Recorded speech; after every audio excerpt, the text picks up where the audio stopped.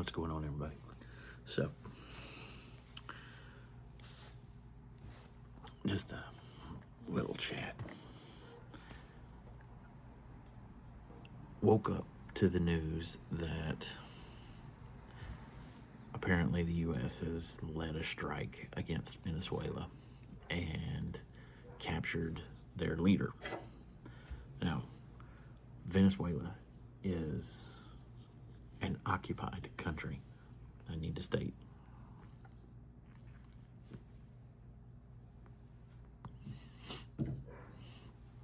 Occupied because the leader, Nicolas Maduro, I believe is how you say his name, has lost at least 2 elections that I know of, yet he refuses to acknowledge those elections. I think the latest one was in 2024. There's a Venezuelan guy on X that's kind of gone viral. He's the one that said there was a lady that won the election. She had proof. She took it to the International Committee, and they didn't do shit about it. Now, I usually try not to be political anywhere except on my political show, Nick's Take. But there's a few things that I'm observing today that it's kind of got me going, The amount of people that are cheering for, or not really cheering, but that are upset that a communist dictator that has refused to give up power according to that country's law and refused to leave,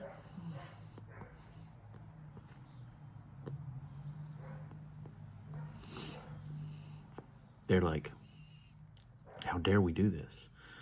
And it's like, no, that is America's primary responsibility in the world. Doesn't matter if you like it or not.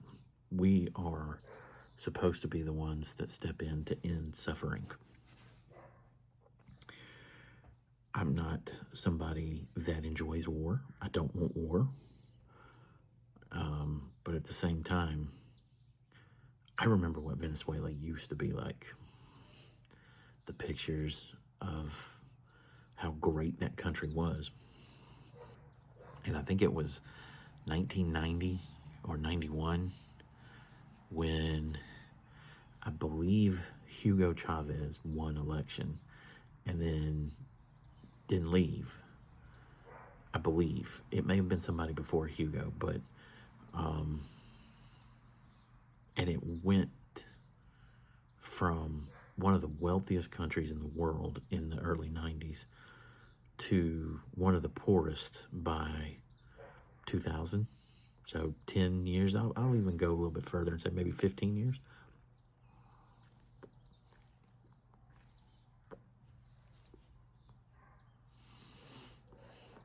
I know a lot of people from Venezuela.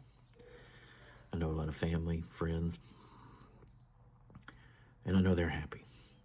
Just as much as I'd be happy if Cuba was to somehow have some kind of freedom. To see Cuba restored would be fucking epic. And then you got Iran. Everything that's happening in Iran. I would love to see Iran be free, for the women over there to be able to dress how they used to dress. I've only seen that in pictures, and Iran used to be a great country. I'm not saying they're not, but there is restrictions on the people, and the people have had enough, and their economy is in the tank. I don't know exactly what their currency is, but I was reading a graph the other day that said $1 US, which we know is shit, $1 US is equivalent to 1.4 million of whatever Iranian money is. That essentially means to be able to buy a 12-ounce Coke, even though I know they're more than $1, but to be able to buy a 12-ounce Coke, you need 1.4 million Iranian dollars. That's a lot of money that the average person over there probably doesn't have. That's insane to me that its currency is that devalued. And I know why. I mean, we could sit here and argue it all day long.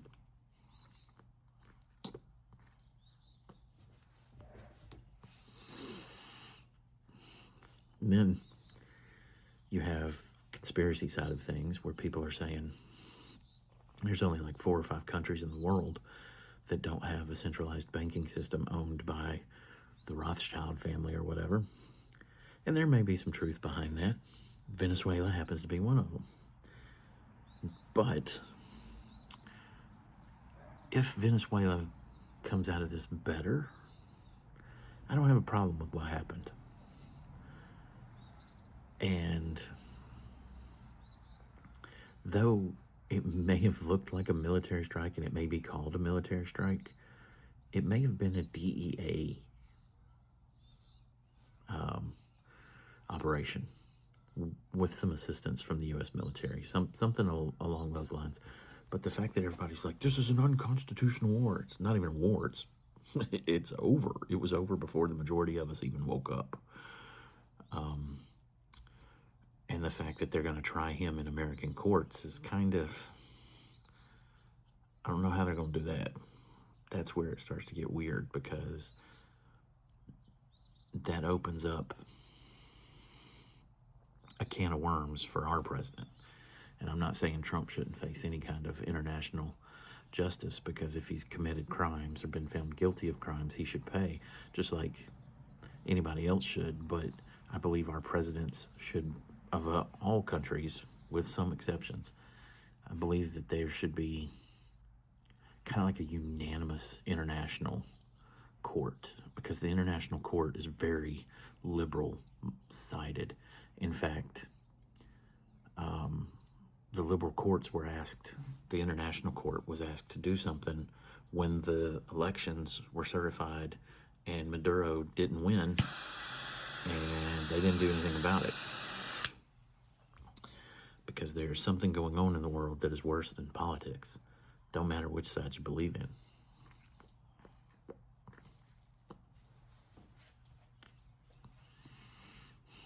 It's the oldest in the book, too. Greed. There's a god-awful amount of greed right now.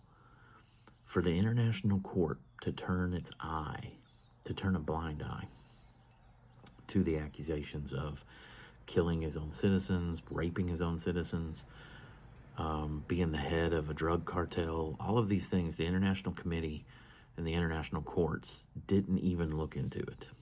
They were like, It's only one reason for that. They were getting paid.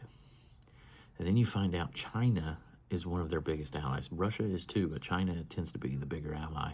In fact, China was there when we conducted this mission, which is not good. But China is the #1 producer of fentanyl in the world. And the International Court and the International Committee has evidence to say that the Maduro dude was the head of a drug trafficking cartel. So it's like, and I'm not a Trump supporter. Don't lock me in with that. I am an America supporter, though. So it's just, it strikes me weird how everybody is like condemning what happened. And I know that we've got laws that we should abide by and all that. I know this.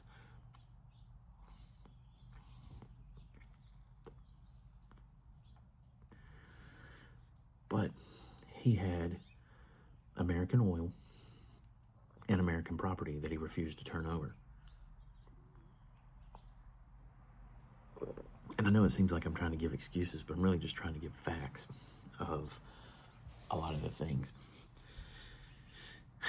If it's found that he violated our law, then I think he should face some consequences for it. But when you do that, you have to apply it equally. I remember when President Obama did kind of the same thing Trump did in order to strike without congressional approval. And that strike killed Americans. And nothing ever happened. He legit killed American citizens, and nothing happened. So my view is, if you're going to have outrage over what happened in Venezuela, you should have outrage of what happened under Obama's administration. And for that matter, under Clinton's administration, under Reagan's administration, under Bush 1, under Bush 2. I mean, there's been military action without Congress multiple times. So if we're going to have outrage, let's apply it equally to everything and say, this is wrong. But the fact that it was over and done with in the matter of 3 to 5 hours, maybe, it's like, was it really military? I mean, it was military precision, but can we actually say this was a war? If it was a war, it was the shortest war ever.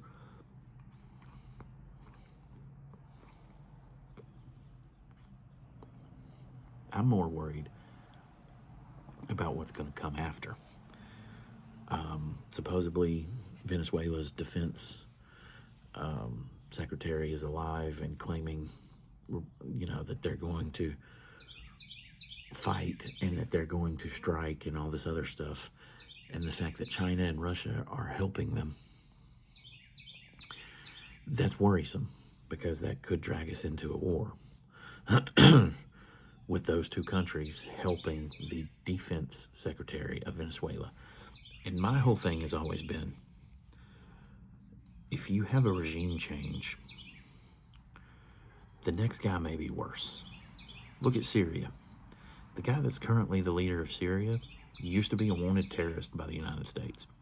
He actually took up arms against us, and we welcomed him to the White House. Now, I know we have to be diplomatic, but that just doesn't sit right in my stomach. So it's like, okay, Maduro may have been bad. Who's next? Is it going to be the one that won the election? If so, great. I hope that person isn't bad.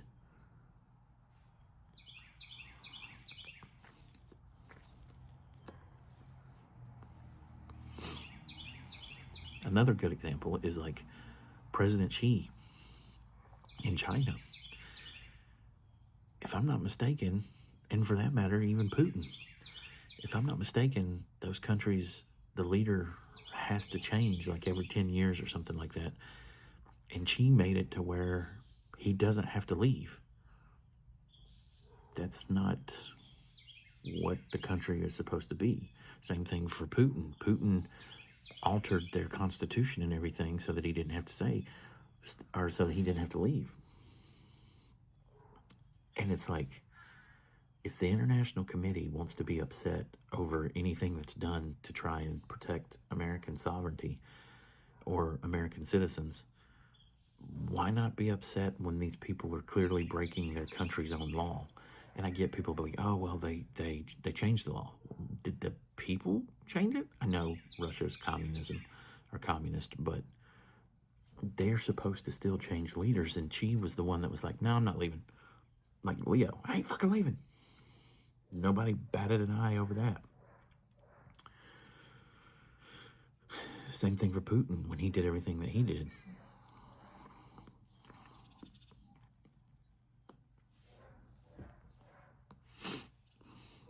While I might not agree 100% with how it was done, I got no problems with what was done. I do have a problem with Trump being like he's going to face justice in America. And then the Attorney General claiming that it was something, he violated a gun law. I think that's a stretch. If you're going to do anything, do a military tribunal. But he can't because he didn't get congressional approval. And I think that this is kind of like covering his own ass. But again, I agree with what was done. I just might not agree with how it was done. Maduro was a bad guy. He needed to leave. He was causing a bunch of unease tension in that area. And I'm going to research more and probably do next take about it. But I don't see this as a bad thing. I don't necessarily agree 100% with what he did or how it was done, I'm cautiously optimistic because, again, I fear who the next person in charge is going to be, but we shall see.